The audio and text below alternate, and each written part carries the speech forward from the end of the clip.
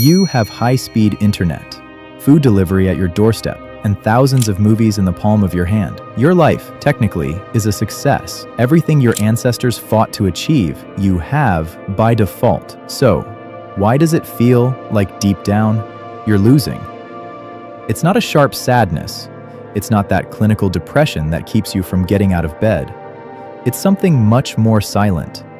It's like radio static playing in the background of a perfectly normal day.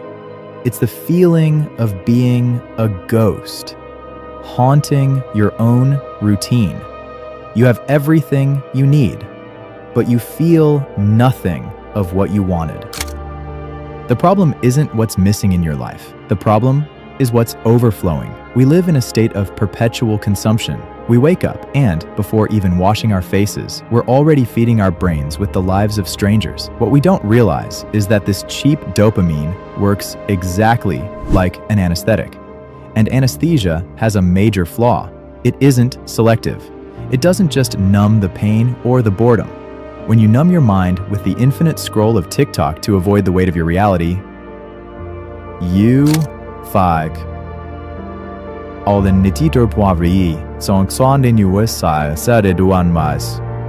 numb your ability to feel excitement, surprise, or joy. The price of feeling nothing bad is ending up feeling nothing good. You become a passive spectator watching your own life pass through a sheet of glass.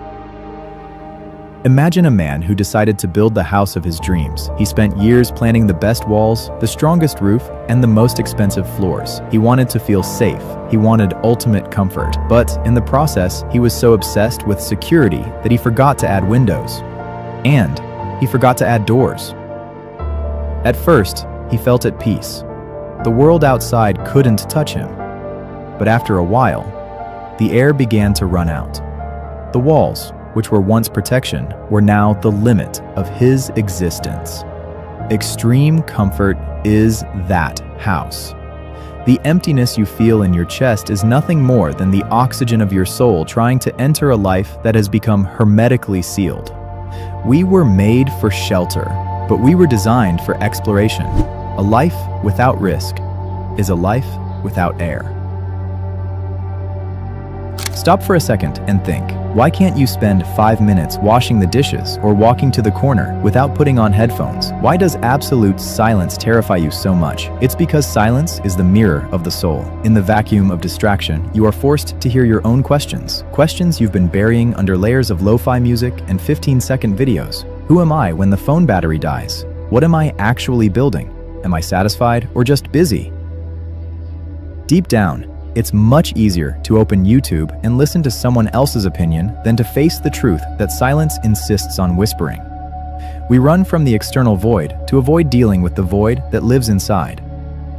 The truth no one tells you is that the solution to this emptiness isn't being happier or buying something new. The solution is to seek friction. Humans weren't made for the stagnation of absolute comfort. We were built for resistance, for effort, for purpose. Happiness is not a state of rest. It is the byproduct of being involved in something that matters. The emptiness only starts to fade when you replace consumption with creation. When you stop being a vessel that only receives information and become the author who generates movement. It could be a project, physical training, a difficult conversation, or the art you've been putting off. It's in the resistance that life gains texture. The next time the emptiness hits and that strange feeling of nothing is enough appears, do not turn on the screen. Don't look for a new playlist. Sit in the dark for a while. Let the water rise. Face the silence until it stops being an enemy and becomes a guide. After all, it's in the dark that the stars shine brightest. But you must have the courage to turn off the lights first. As long as you keep running from yourself, no place in the world will ever be enough. Stop running. Start swimming.